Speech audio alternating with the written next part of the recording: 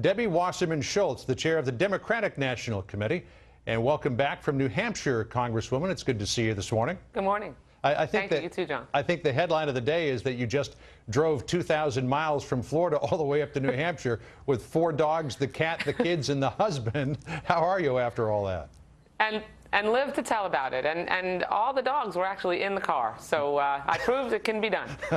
All right, very good. We do have another headline, though, and that is the economy. Of course, the jobs number came out on Friday, 80,000 net jobs created. Is that a record that the president can run on and win re-election on in November? Well, absolutely. If you look at where we were when the president first took office, the economy was hemorrhaging 750,000 jobs a month. And now, after President Obama's policies in place for the last 3.5 years, we've had 28 straight months of job growth in the private sector. 4.4 million jobs created. The progress that we're making is moving us forward. We need to continue to make more progress, obviously, and we haven't gone far enough. But we need to keep pressing forward and continue to focus on middle-class tax breaks and making sure that we can create jobs and make sure that we get the economy moving forward. And it would be great if Republicans would join us in that effort. But President Obama is focused on making sure that he singles out like a laser getting our jobs created and our economy turned around with or without help from the Republicans. You know, the number of jobs that have been created brings you about 50% of the way back to where we were in 2007. Let's break down the numbers to take a look. The national unemployment rate is 8.2%, but if you look at the overall number, which includes people who've stopped looking and those who are underemployed, it's 14.9%. And look at this, African-American unemployment up to 14.4%. That's up almost a full point, 11% for Hispanics. If the president hopes to win, Congressman, in November, he's going to need a very motivated minority population out there. Are African Americans and Hispanics going to look at those numbers and say, there's a person I really want to vote for in November? Not that they would go over to the Republican side, but maybe they might just stay home. Well, as I've traveled the country, I've seen tremendous enthusiasm from African Americans as well as Hispanic Americans, and I think if you look at the same point, John, where we were in the recovery from the 2001 recession under President Bush, and where we are in the recovery now, we're actually 2 million jobs ahead at the same point in both recoveries. So while we have a long way to go, we have made progress, and President Obama has been committed to not just getting the economy turned around and creating jobs, but closing the achievement gap in education for Hispanics and African Americans, investing in education and in innovation, and making sure that we can keep folks in their homes. And if you compare that to Mitt Romney's focus, which was, let's let Detroit go bankrupt and not rescue the American automobile industry, African Americans would have been devastated by that in particular. More than 1 million jobs would have been lost. When it comes to the policies like immigration reform, Mitt Romney is the most extreme presidential candidate in history on immigration policy, and that's why there's a 40-point deficit between him and President Obama among Hispanic Americans, because when it comes to the policies that those two groups care about, but really when it comes to the policies that Americans care about, this is not politics, John.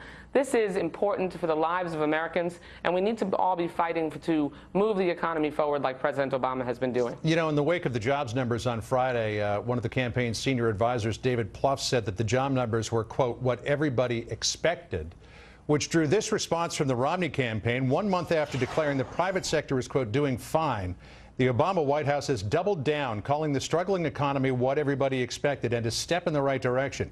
With millions of Americans facing what even Vice President Biden called a depression, it's clear President Obama is simply out of touch with the difficulties facing middle-class families. Do you think that people who are at home, Congresswoman, who are sitting around the kitchen table of the House, desperately looking for a job, looked at those job numbers on Friday and said, well, it's what was expected? Well, I think, like President Obama, everyone acknowledges that we have a long way to go. We have made significant progress, 28 straight months of job growth in the private sector and more than 4.4 million jobs created. But what we certainly don't need to do, and I think folks at home are sitting and listening to Mitt Romney say we should go back. The answer is let's go back to the failed policies of the past. Let's repeat the same playbook that got us into this economic mess in the first place. Mitt Romney's budget would actually make sure that the wealthiest, most fortunate Americans get more and more tax breaks. He would focus on, he would give another incentive to companies to send jobs overseas. President Obama is focusing on insourcing, incentivizing companies to bring jobs back here in the United States. So that's what I think Americans' reaction is to what Mitt Romney says about the economy and our recovery. So then is the suggestion that we should just keep doing the same thing? You know, there's that old definition of doing the same thing over and over again, expecting a different result. What we should do, I'm pretty happy about 28 straight months of job growth in the private sector. Are you happy about 80,000 jobs last month? Hold on a second, John. 69 the month before that? Are you happy with those numbers? Like I've said, and President Obama has said, we need to continue to improve, and we need to do more, and we need to work together. But I am pleased that the manufacturing sector has had a resurgence and created 500,000 jobs in the last 28 months. That the automobile industry, which Mitt Romney would have allowed to go bankrupt, is still here in the United States, and that all three automakers have actually had record increases in job creation. They had a record month of June, 7,000 auto jobs created. We've begun to move in the right direction, but we need to focus on middle-class tax breaks, on policies like the 18 different tax breaks that President Obama has signed into law for small business owners, on making sure that we can continue to make investments in education and innovation and incentivizing people to be able to remain in their homes, where Mitt Romney would, by embracing the Romney-Ryan budget, would actually make sure that the wealthiest, most fortunate Americans get more and better tax breaks, that we would end Medicare as we know it, that we would blow more of a hole in our deficit than already exists now. So we need to look at the two paths and the two visions that are being laid before Americans. President Obama's vision and path, which was moving us forward, and Mitt Romney's, which would drag us back to the policies that got us into this mess in the first place. You mentioned manufacturing jobs, and I think that bears looking at a little more closely. 11,000 jobs were created in the month of June in manufacturing. But take a look at this. Still, there is a net loss, even though you've come back somewhat. There is a net loss of 590,000 manufacturing jobs across the country. In the battleground states of Ohio and Pennsylvania, Ohio is still 17,900 behind, Pennsylvania 43,500 behind. So even though you're touting some increases, there's still a ways to go. Well, of course there's a ways to go, but look at manufacturing contracted in the last 3 months.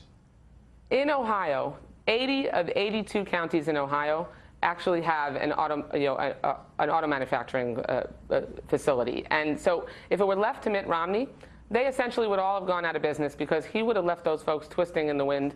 The entire supply chain of 1.4 million jobs would have been gone in America. And the investments that we've been able to make in trying to get the economy turned around and moving our economy forward, that President Obama has committed to, has helped us make progress.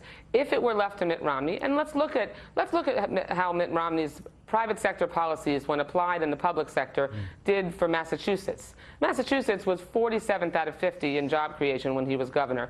They actually lost manufacturing jobs at twice the national rate. So his record that he touts, not so successful. Right. It's not something that needs to be broadened on the national stage. We're just about out of time, but just on that last point, it's true on average he was 47th out of 50th, but he was 50th when he came into office, 28th when he left office, so there was a definite improvement there. And if we can put up a graph over job loss and creation over President Obama's 3.5 years, he was suffering massive job loss in the first part of his term, got up there to some pretty positive numbers about halfway through, and then it's been kind of middling since. So would you want him to be known over the average? Because that could look unfortunate too. Actually, we're at a point now where we are at a net positive in jobs, in private sector jobs, from when President Obama took office. If you compare that to when President Bush left office, he was net negative. So we're continuing to move in the right direction. But John, you know, I do want to raise one other point that's pretty troubling. Quickly, I'm hoping folks will. Sure. I'd really like to see Mitt Romney release more than 1 year of tax records, because there's been disturbing reports recently that he's got a Bermuda corporation, a secretive Bermuda corporation that no one knows anything about, investments in the Caymans, investments in he's got a Swiss bank account. Why Americans need to ask themselves, why does an American businessman need a Swiss bank account and secretive investments like that? it's just something, a thought that I'd like to leave folks with. All right, and if I could, let me finish off then and leave folks in this segment with something that we got from the Romney campaign late last night about those offshore investments. This comes from Romney spokesman Kevin Madden, who says, quote, he hasn't paid a penny less in taxes by virtue of where these funds are domiciled, talking about his Bermuda and Cayman Islands accounts. His liability is exactly the same as if he held the fund investments directly in the U.S. As a U.S. citizen, he is accountable for U.S. taxes.